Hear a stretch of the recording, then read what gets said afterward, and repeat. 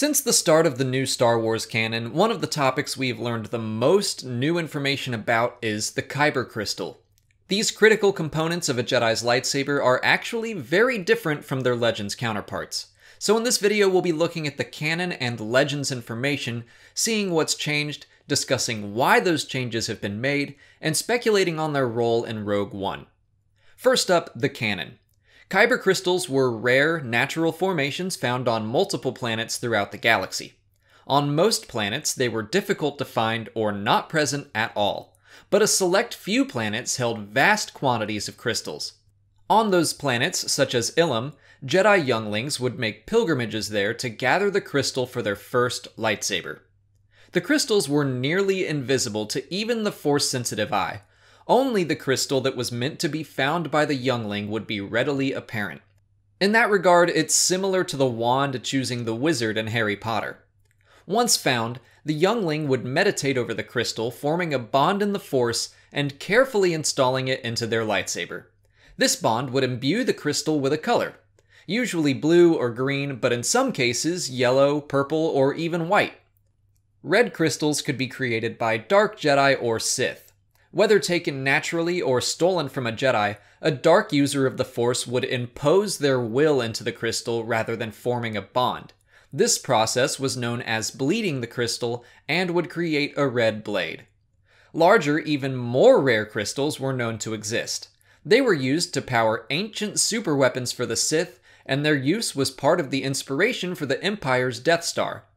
Kyber crystals of all sizes were mined from those planets holding vast quantities, and new designs allowed for arrays of smaller crystals to be used in its superweapon.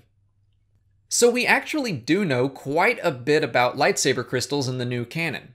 I believe we'll be learning even more in Rogue One, especially in regards to their function within the Death Star's superlaser. I expect we're going to see some of the mining process, but I'm really hoping to learn more about how they were actually utilized and installed into the superlaser. I'd love to see some of that engineering. Now onto Legends. Kyber crystals were only one type of lightsaber crystal. In Legends, a variety of crystals, gems, stones, or other objects could be used in a lightsaber.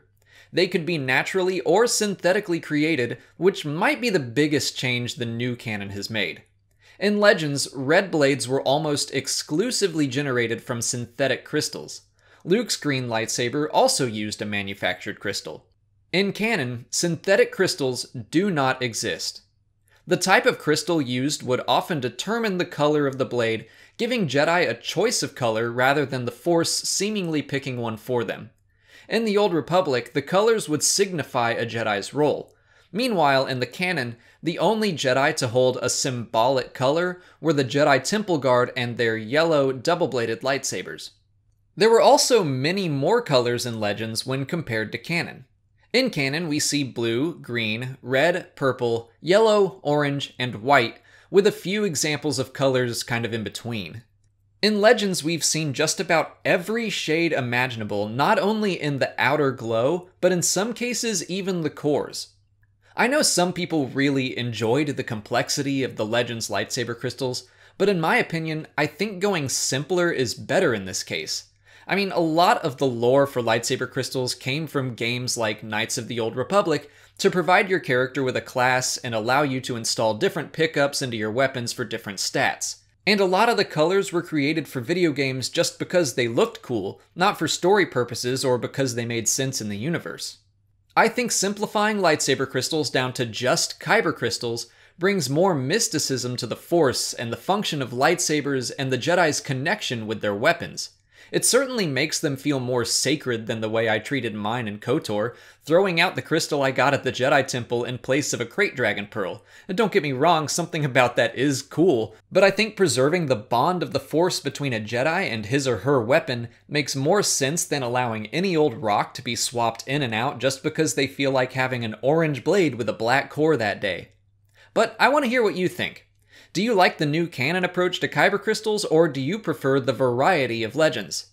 Do you have any questions you'd like me to answer about lightsaber crystals or lightsabers in general?